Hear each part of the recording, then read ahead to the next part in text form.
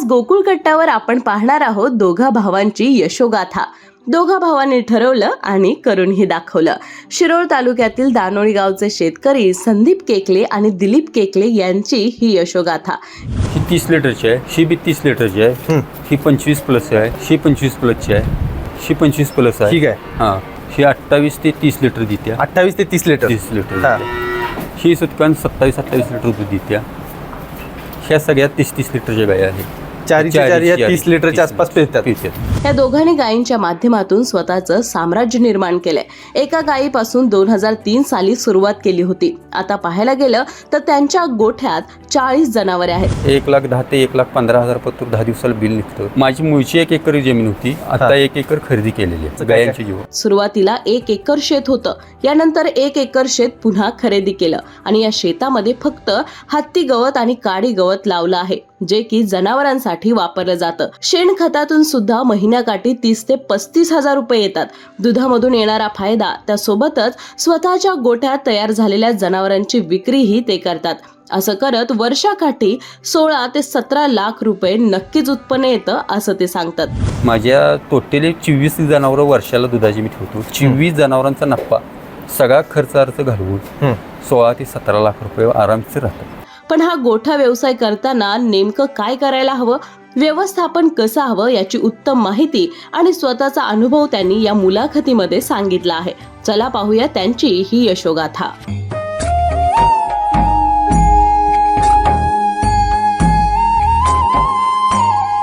दर्शको नमस्कार, केके न्यूजमध्ये आपल्या सगळ्यांचं मनापासून स्वागत आहे। केके न्यूज चॅनेल आणि कोल्हापूर जिल्हा दूध उत्पादक संघ अर्थात गोकुळ यांच्या संयुक्त विद्यमाने सुरू असलेला आपला हा कार्यक्रम गोकुळ कट्टा, आणि त्या माध्यमातून आपण वेगवेगळ्या शेतकऱ्यांच्याकडे जातोय। दूध उत्पादक शेतकऱ्यांच्या यशोगाथा ज्या आहेत त्या आम्ही आपल्यापर्यंत पोहोचवत असतोय।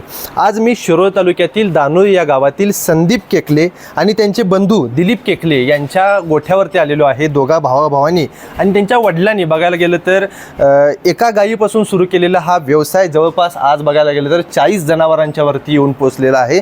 आणि ह्यांचं कशा पद्धतीचं नियोजन आहे, दुधाच्या व्यवसायामधून ह्यांनी कशा पद्धतीने आर्थिक प्रगती साधलेली आहे, दूध व्यवसाय करत असताना कोणत्या कोणत्या गोष्टींची काळजी घ्यायला पाहिजे, शेतकऱ्याने असेल, दूध उत्पादक शेतकऱ्याने असेल, नवीन गोठा उभारणाऱ्याने असेल, त्यांना कशा पद्धतीचं नियोजन साधायला पाहिजे, या पद्धतीचं मार्गदर्शन तसेच त्यांचे सुरू असलेल्या गोठ्याविषयीची माहिती आपण केके न्यूज चॅनलच्या माध्यमातून घेणार आहे। संदीप सर, पहिल्यांदा तुमचं केके न्यूज चॅनलमध्ये स्वागत आहे। काय सांगाल, गोठा व्यवसाय कधीपासून सुरू केलेला आहे? गोठा व्यवसाय 2003 पासून एक गाय खरेदी केलेली आहे। हां, आणि एका गायीपासून आमची आता 40 ते 45 गाय झालेली। एका गायीपासून जवळपास 40 ते 45 जनावर आहे। काय सांगाल, गोठा व्यवसाय करताना बऱ्याच आव्हानं आहेत, बरेच प्रश्न आहेत। तुम्ही आता मगाशी मला म्हटलात की ज्या वेळेला भैया कामाला घेईल त्यावेळेला गोठा बंद करणार, त्याच्याबद्दल काय सांगाल? नाही, हा धंद्यात 30 ते 40% पैसे राहतात। हां, 30 ते 40% पैसे राहत असताना भैयाला आता ॲक्च्युली 10 गायांच्यासाठी 15 ते 16 हजार रुपये एका भैयाला द्यावं लागतात। 20 गायांच्या मग 30,000 रुपये गेलं प्रॉपर्टी, त्यातली निम्मी प्रॉपर्टी 10%च राहतात ना शेतकऱ्याला। बरोबर 10% खर्च वगैरे, बाकीचं दवाखानाला हे आलं, हां, ती भागत राबणूक तुमची घरची स्वतःची, त्यामुळं हा 30 ते 40% पैसे राहतात। काय सांगाल, आता तुमच्या गायी ज्या गोठ्यात आहेत त्यांचं तुमचं नियोजन सकाळी किती वाजल्यापासून चालू होतं आणि कसं नियोजन असते? आमचं सकाळी 6 वाजल्यापासून ते 11 वाजेपर्यंत चालू असते। हां, आणि परत संध्याकाळी 4 ते 6-6:30 वाजेपर्यंत चालू असते। बरं, कसं कसं असते नियोजन, त्यामध्ये काय काय करतात? वैरण स्वतःची, आपण दुपारी स्वतःची 10 वाजल्यापासून 11 वाजेपर्यंत वैरण कट करून ठेवणे, वैरण आणणे, आणि शेती जवळ असल्यामुळे इथल्या इथं आम्ही वैरण चारा वगैरे स्वतः शेतीत केले। काय सांगाल, आता ह्या बाजूला बघायला गेलं तर तुम्ही बंदिस्त गोठा केलेला आहे, तिकडच्या बाजूला जनावर बांधलेले आहेत, तिथं बांधलेले आहेत। आता उन्हामुळे तुम्ही मुक्त गोट्यामध्ये जनावर सोडलेली नाही आहेत, त्याच्याबद्दल काय सांगाल? मुक्त गोठा ठेवण्यामुळे शेतकऱ्याला काय फायदा होतो का? हो, फायदा होतो। लेबर कास्ट कमी लागते, उलट लेबराची आता सध्या शेतकऱ्यांच्याकडं फार हे आहे, बरोबर, तुटवडा आहे। त्याच्यामुळं मुक्त गोट्यामुळं कसं चारा आणि वैरण त्यांना एकाच ह्याच्यात टाकलं तर सगळंच भागतं, आणि शेण काढायची स्थापना, जनावरांची तब्येत चांगली राहते। जवळपास 40 जनावर, त्यांचं शेण किती जाते महिन्याला? महिन्याला तरी बी 7-7 टॉल्या खत जाते। कसं जाते ते? 3,500 रुपये 3,500 रुपये टॉली जाते। त्याचे किती येतात महिन्याला? महिन्याला तरी ती 35-40 रुपये आसपास 45,000च्या आसपास येतात शेणातून फक्त. शेणातून. बरं, दुधाचं नियोजन कसं असतं? आता तुमच्या गोठ्यातून किती लिटर साधारणतः दूध निघते? आता माझ्याकडं 350 ते 400 लिटर सरासरी. मी 2 वर्षाची चीन माझी चालू असते. 2 वर्षानंतर माझी पूर्ण गोठ्याची चीन ढासळलेली असते. त्यावेळेला स्वतःचं नियोजन लावून चालू करतो. म्हणजे स्वतःचं नियोजन काय, 2 ते 3 महिने फक्त लॉशिकमध्ये असतो आपण. ज्या वेळेला भाकडकाळ असतो त्यावेळेला स्वतःच्या खिशातलं पैसे घालावं लागतात. त्यावेळेला शेतकऱ्यांनी दम काढायला लागतो. अगदी बरोबर आहे. ज्या वेळेला दुग्धउत्पादन जे करणार धंदा असतात त्यांना कसं असते की लेखी काही नसतं त्यांच्याकडे. बरोबर. जो लेखी ठेवल त्याचाच हा बिझनेस आहे. बरोबर. ज्याचा लेखी त्याच्याकडे काहीच नाही, शेतकऱ्याने नियोजन करायला पाहिजे. पाहिजे. बरं, लेखी तुमचं दूध किती आहे, रोजचं दूध किती गेलं, फॅट किती आलं, रोजचं तुमच्या दुधाला भाव किती मिळाला, हां हे लेखी पाहिजे. हां तुमचा रोजचा लागवडीचा खर्च किती आला, चाऱ्याला खर्च किती केला, हां हे तुम्ही जोपर्यंत लिगली लेखी ठेवत नाही तोपर्यंत हा धंद्यातला फायदा किती आणि तोटा किती कळत नाही. बरोबर. तसं तुम्ही नियोजन कसं करताय त्याचं? स्वतः आम्ही रोज संध्याकाळी सकाळ संध्याकाळचं दुधाचं नियोजन लावून बाबा लेखी आपल्याकडे असतंच. बरं. खाद्य किती टाकायला लागतं त्याचा तुम्हाला फायदा काय होतोय? हो, फायदा भरपूर. म्हणजे जनावरांनी खाद्य किती चाललं आपलं, गोळीपेंड किती चालली, किंवा तुमची जनावरांनी दूध किती दिलं, किंवा पर गाई दुधाचे हिशोबाप्रमाणे आम्ही गोळी टाकतो. आठवड्यातून एकदा दूध प्रत्येक गाईचं मापून घेतो. प्रत्येक गाईचं दूध मापून घ्यायचं, त्या हिशोबानंच त्यांना गोळी द्यायची. हां हां हां. त्या हिशोबामध्ये त्याला चारा चारा हे गोळीपेंड. बरं. जे पशुखाद्य जे आहे ना त्या हिशोबानं लिटरला 400 ग्रॅम प्रमाणच आपण देतो. म्हणजे थोडक्यात बघायला गेलं तर गोठ्यावरती प्रत्येक गोष्टीचं एक नियोजन ठरलेलं आहे. प्रत्येक गाय किती दूध देते त्याच्याप्रमाणे त्याला गोळीपेंड असेल, चारा असेल, ह्या गोष्टी दिल्या जातात.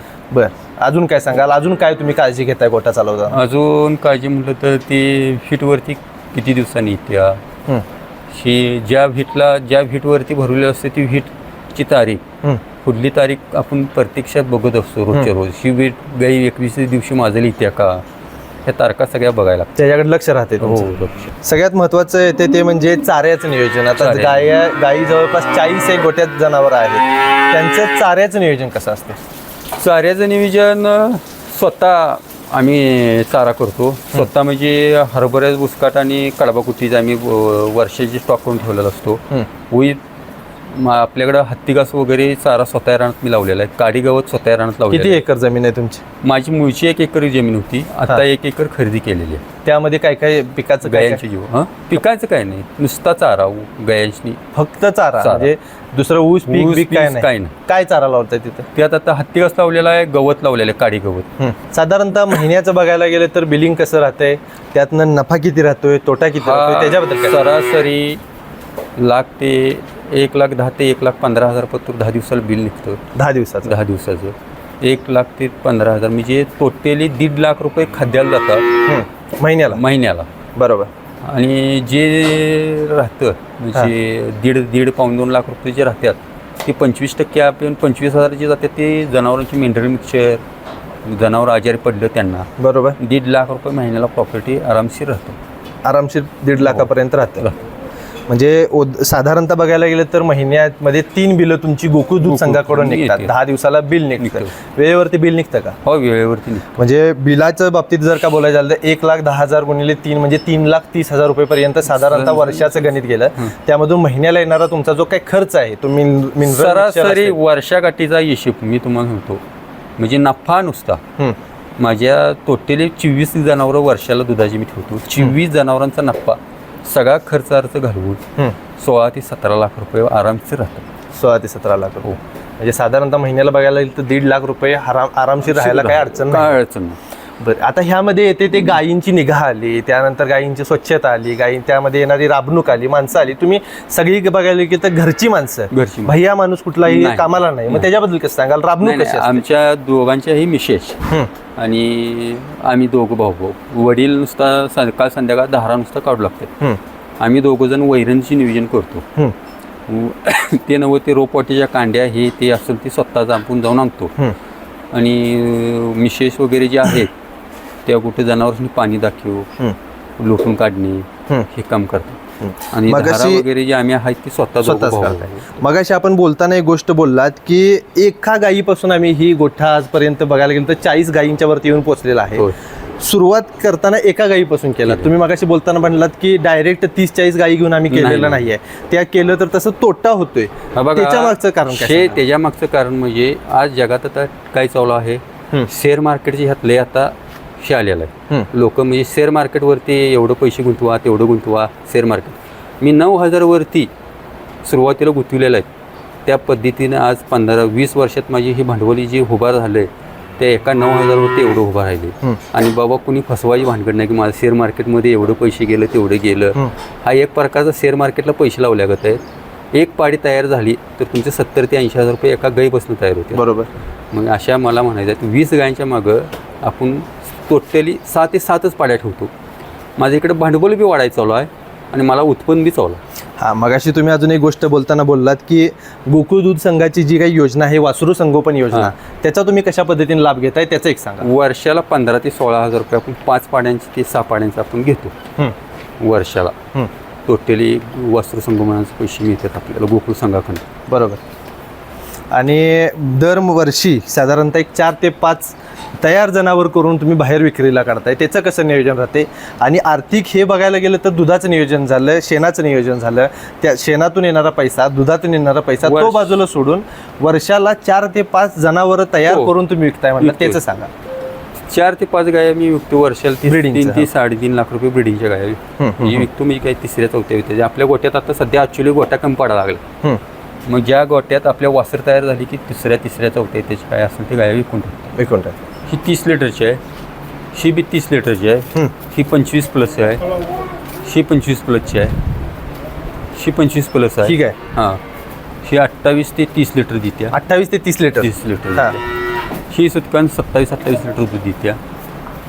ह्या सगळ्या 30-30 लिटरच्या गाया आहेत. 30 लिटरच्या आसपास पिळतात. एकूण दूध महिन्याला दिवसाला आपलं साधारणतः किती जाते? आता माझ्याकडं टोटली दूध जाते बघा म्हणजे ह्यात गाभण हां. आणि आता दूध गाभण आहेत ह्यातल्या माझ्या आता 350 लिटर दूध जाते सकाळ संध्याकाळ. बरं. माझी ज्या वेळेला पीक पिरियड असतो त्यावेळेला माझ्याकडं 450 ते 550 लिटर दूध जाते दिवसाला. नवीन जे काही दूध उत्पादक शेतकरी आहेत, या व्यवसायाकडे वळू इच्छित आहेत, त्या लोकांना सल्ला देताना काय द्याल तुम्ही? बघा तुमचा कसा आहे, बऱ्याच वर्षाचा ह्याच्यात अनुभव आहे. यातनं एक सल्ला आहे, जे स्वतः खिशात जेवढं भांडवल आहे ते शेतकऱ्यांना लावणे आणि दूध उत्पादन. आणि जे मला काय एक सांगायची इच्छुक आहे शेतकऱ्यांनी, ज्याच्या बाबा शेतीच कमी आहे, 1 1.5 एकर 20 गुंठ 30 गुंठ, त्यांनी इतर कशाही नादाला लागणे, जनावरांच्याच नादाला लागले. बरोबर. आणि गाया करावे किंवा म्हशी करावे हा धंदा स्वतः आणि स्वतःसाठी राबायला हरकत नाही. MIDCत जाऊन दुसऱ्यासाठी राबणार त्यापेक्षा इकडे स्वतःच्या गोठ्यात राबलेलं दुसऱ्यासाठी राबण्यापेक्षा स्वतःसाठी राबलेलं चांगलं आहे. धंदा परवडत नाही म्हणतात, तोटा आहे शेतकरी मालकाच्या हाती फक्त शेण राहते असं म्हणतात. नाही, शेण हा उद्योग हे लोकांनी काही जणांचं कसं आहे, कुठल्याही बी गोष्टीत तुम्ही मन लावून केला की 100% फायदा आहे. ज्या गोष्टीत रडत करत जो आळशी माणूस आहे त्याला मन लावून केलं म्हणजे जे आळशी आहे त्यांना ह्यो उद्योग नाही. ज्या वेळेला शेतकरी ह्या विचार करते की यूट्यूब इतर जे लोक बोलतात म्हणजे मला एवढा फायदा झाला तेवढा फायदा, पण त्याच्यामागलं कष्ट किती आहे हे कोण विचार करत नाही. अगदी बरोबर आहे. तुम्ही कष्ट पहिला विचार करा, मग त्यात पाऊल घाला. आणि बँकेचं किंवा पतसंस्था किंवा कुठलेही तुम्ही म्हणजे शेतकऱ्यांनी कर्ज काढून तोट्यात जाऊ नका. जेवढं आर्थिक नियोजन स्वतःचं आहे तेवढंच स्वतः करा, कर्ज काढून करायचा व्यवसाय नाही. बरं, अजून काय सांगाल सल्ला देताना? आणि काय सांगाल? आणि एक सल्ला आहे की स्वतः म्हणजे मला काय म्हणायचं, ज्याच्या घरात म्हणजे एकटाच आहे आणि दोघं म्हणजे मिसेस आणि ते आहेत, त्यांनी सरासरी 25-30 लिटरच्या गाया खरेदी करून 10च खरेदी केल्या. MIDC असून येईल, तुम्ही इतर कुठले बी असून येईल, जी कामाला जाता नाही 10-15 हजारसाठी स्वतःसाठी तुम्हाला वर्षाला नाही म्हणत तर टोटली महिन्याला 25 ते 30 हजार रुपये पगार पडेल महिन्याला. जे बाबा 10-15 जणांवर करणार आहेत, स्वतः राबणार असतील तर मला सांगायचं. बरोबर. एकंदरीत बघायला गेलं तर लोक पैशाचा हिशोब लावतात. गाईच्या मागं फक्त यांचं जर का 300 लिटर दूध जात असेल, 350 लिटर दूध जात असेल तर होणारा नफा किती आहे त्याचा हिशोब लावला जातोय. पण होणाऱ्या नफ्यापेक्षा त्यांची राबणूक किती आहे, त्या गोठ्यामध्ये त्यांना राबावं किती लागते, चाऱ्यासाठी पळावं किती लागते, शेतामध्ये काम किती करावं लागतं ह्याचा कोण हिशोब लावत नाही. आणि स्वतः शेतकरी सुद्धा कधी ह्या गोष्टीचा हिशोब लावत नाही. त्याच्यामुळं नफ्याचा हिशोब न लावता त्यांच्या कष्टाचा हिशोब कुठे ना कुठे तर लागायला पाहिजे, हे सुद्धा त्यांचं एक मत आहे. तुम्ही जर का स्वतः राबत असाल, स्वतः राबण्याची तयारी असेल, नवरा बायको दोघं जण असाल तरी ह्या व्यवसायामध्ये पडायला कुठलीही हरकत नाही, असं त्यांनी ह्या पद्धतीचं एक मत मांडलेलं आहे. 25 ते 30 हजार रुपये का असेना सुरुवातीला तुम्हाला ह्या व्यवसायामधून मिळतील, अशा पद्धतीचं त्यांचं मत आहे. खरं बघायला गेलं तर केके न्यूज चॅनेल आणि कोल्हापूर जिल्हा दूध उत्पादक संघ अर्थात गोकुळ यांच्या विद्यमानाने सुरू असलेला आपला हा कार्यक्रम गोकुळ कट्टा, त्या माध्यमातून आपण विविध शेतकऱ्यांच्या ज्या काही मुलाखती आहेत त्या आपल्यापर्यंत पोहोचवतोय, यशोगाथा आहे त्या आपल्यापर्यंत पोहोचवतोय. त्या माध्यमातून आजची ही यशोगाथा तुम्हाला कशी वाटली हे आम्हाला कमेंट करून जरूर कळवा. तुर्तास तरी या व्हिडिओचे मी इथं थांबतो. केके न्यूज चॅनेलसाठी कॅमेरामन सचिन वरेकर यांच्यासह मी अभिजित. धन्यवाद. अशाच नवनवीन अपडेट पाहण्यासाठी आमच्या केके न्यूज चॅनेलला सबस्क्राईब करा.